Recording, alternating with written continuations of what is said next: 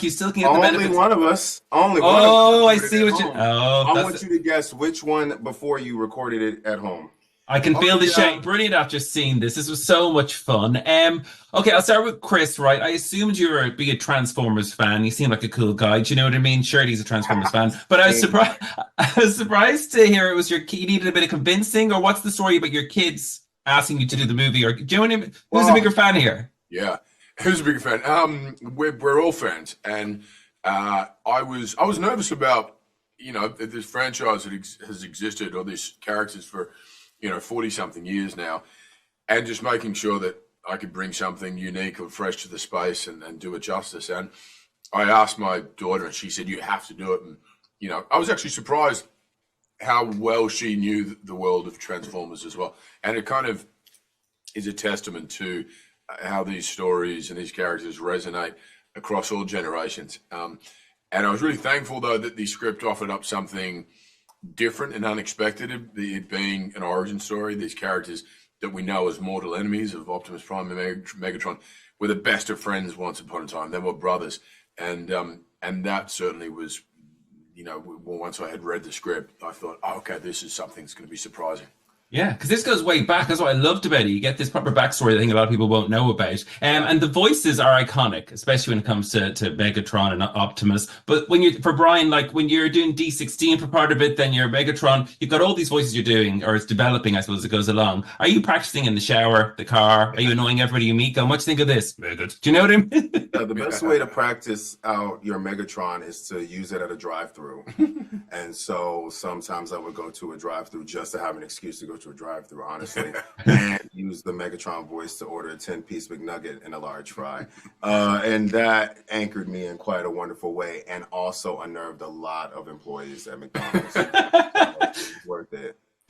Come here. I'm working from home here. It's a studio set up at home, but I'm surprised to hear at your level, you guys, some of this you did record at home. Is this true? Like you still can get the benefits? Only one of us. Only one of us. Oh, I recorded see at what you. home. Oh, I want you to guess which one before you recorded it at home.